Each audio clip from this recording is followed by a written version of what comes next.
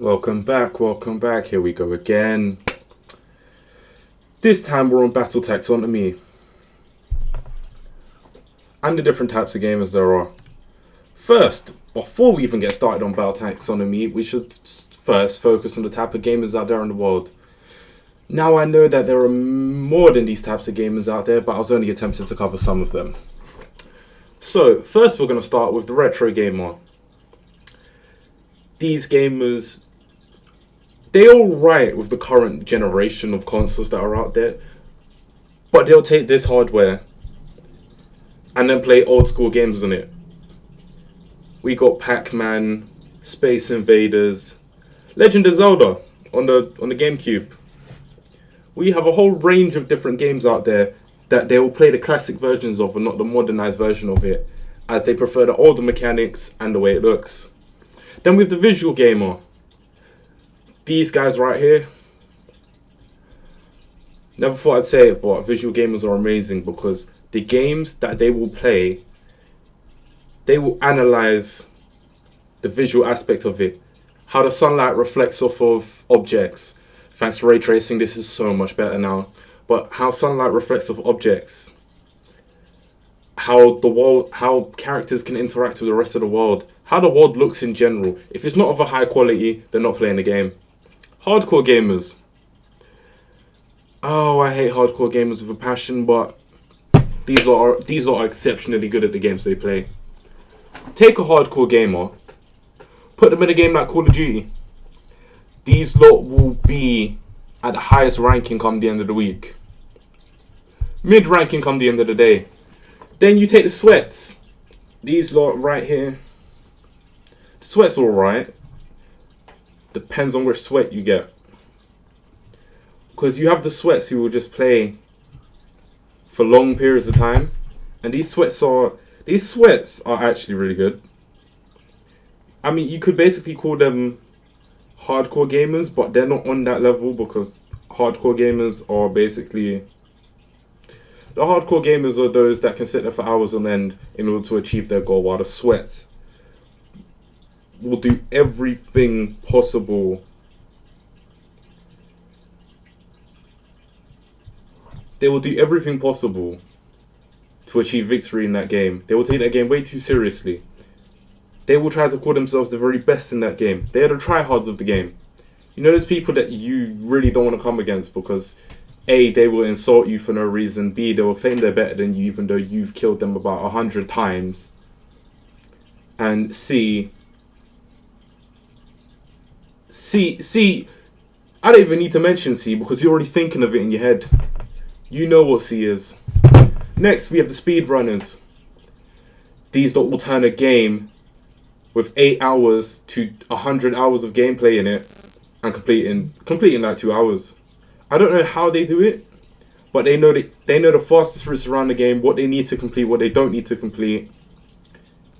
And then they'll finish the game in record times. There's world records on these things.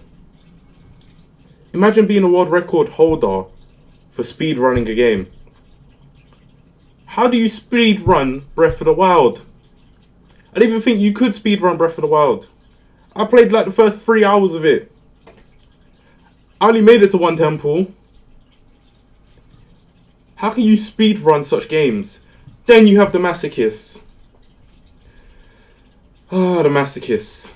People who enjoy an activity that appears to be painful or tedious. Imagine replaying a level about 20 times. And you're not sick of it because you're enjoying replaying the level because it's more challenging each time. Us normal individuals would quit the game come like the 4th attempt and never play it again. I'm pretty sure I played Destiny 2 or something similar to that. I got to one part, it got extremely difficult. I tried about 10 times. I said, no, I'm done. I can't be bothered anymore. This is too much effort. Imagine being a Dark Souls player and you're struggling and you decide to continue because you're a masochist. There is something wrong with you. Then we have the cheaters. Everyone hates a cheater. You know what the cheaters are. They will do everything possible to win. Spam the most overpowered players' move sets in the game. You have one move. They will use one move and keep using it and claim they're better than you. They will input cheat codes or whatever to win. Heck, I'm pretty sure I was one of those. I was playing Street Fighter. I picked Blanca, and I'm pretty sure it was one of his down moves that was spammable. Electric discharge within a certain radius, and no one can touch you. Sorry, I'm not sure about that. Can touch you. Pretty sure I won about 10 games with that, but I'm not proud of myself for that one. Then we have the gamblers. In my eyes, I call a gambler someone that invests money into a game through microtransactions in order to win or to achieve something in order to be better than other players. FIFA. Oh, I must be £100 down in FIFA due to FIFA points. Never going to get it back. Regret it so much. But pretty sure I packed like Neymar or someone, so worth it. That's what we call a gambler. Rhythm players. Take the Osu players. Pretty sure in our Tuesday classes I see someone playing Osu during the break. Moving like the fastest individuals on the planet. My eyes can't keep up, but we're not going to question that. Then we have the Ragers. These Ragers are actually crazy. You see those people that will break your computer screens, throw a controller at your TV, throw things out the window. Come the end of it, if you're playing a game with a Rager, you're not going to have a controller, so always have a spare or give them the broken controller. Work smarter, not harder on that one. Then we have the puzzle gamers. I'm not fond of puzzles, but there are those people that are actual puzzle gamers. I'll give that to them, they're good. Then we have the trophy hunters, where I find myself. Played Spider-Man 4 times. Twice on the PS4 to unlock all the trophies. Played it a third time on the PS4 because I was bored. And now I'm playing it a fourth time on the PS5 because they have a new set of trophies in their own. So I'm unlocking those as well. Trophy hunters. They will go for trophies. Play the easiest games to get the easiest trophies, that's fine. Play the most difficult games and try your very best to unlock those trophies. You don't care what you're doing that day. You will sit down and play that game in order to unlock those trophies. Now that we understand the different type of gamers, let's move on to Bartle's Taxonomy. This is a classification of video game players according to their preferred actions within the game. Now, this was originally used to compare players of multiplayer online games to players of single-player games. And this is where we end up with killers, achievers, socializers, explorers. Killers, pretty sure you class that as your straight-up first-person shooter type of individuals. Achievers, those that are playing games to achieve trophies, rewards, something. The socializers, those players that only play games in order to have fun with other individuals. And then you have the explorers.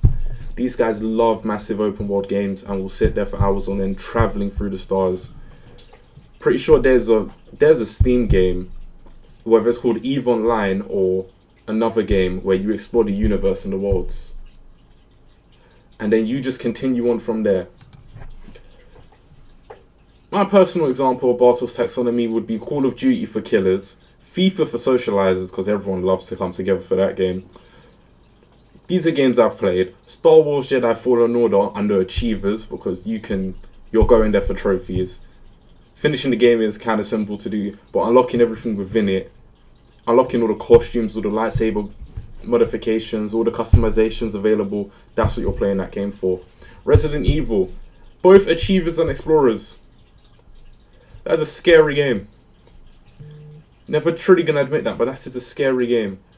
But Resident Evil does account for achievers as trophy unlockings, all of that. While explorers, under explorers you have just traveling that map, traveling through the different games, playing the different games for the different locations that you have, and it's meeting the different individuals within the game, the different antagonists within the game that are there to scare you and make you want to not play anymore. Who thought playing Resident Evil in VR was a good idea? Just gonna take a minute on that one. I know there's a VR game there because I've seen the game case for it.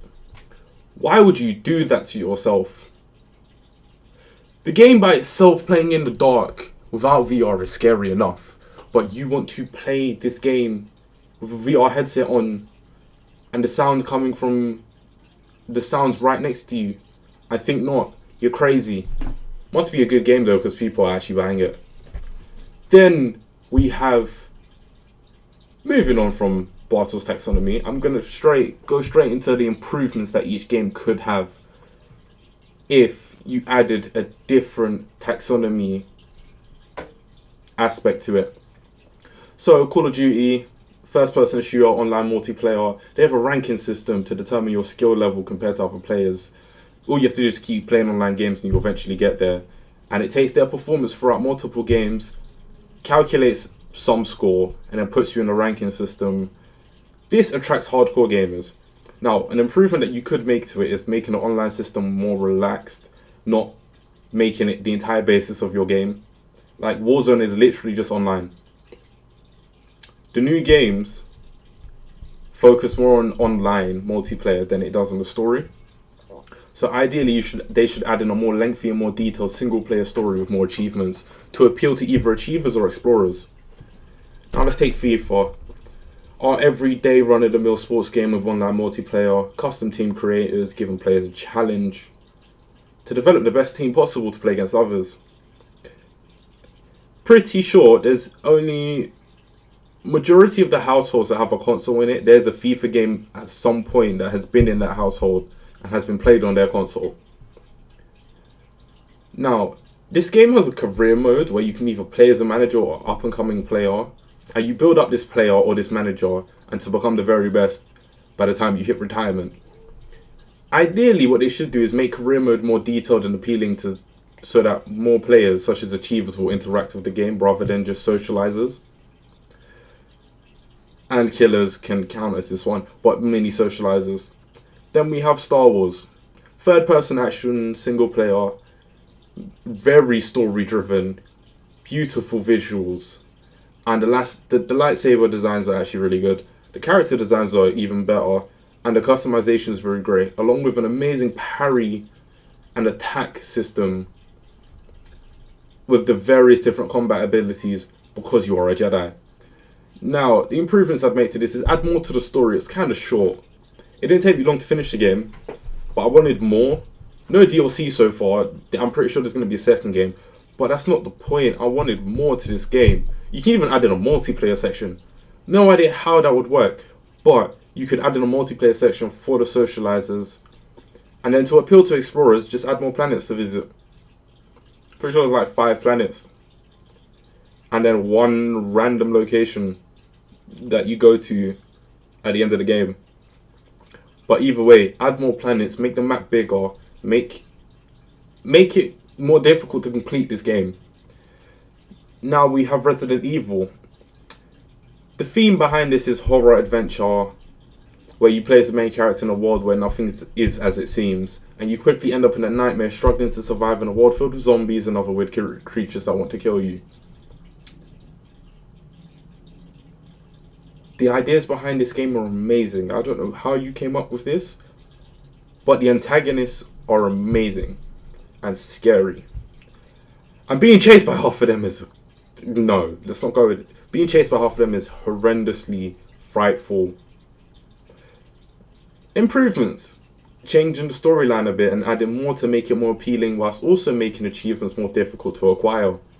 Therefore, achievers enjoy the game more, as socializers will have something to talk about and figure out when they become stuck. Every time you get stuck in the game, you turn to YouTube. PlayStation 5, it gives you tutorials sometimes or hints on how to unlock certain trophies. Now that that's been implemented, they should take more advantage of that.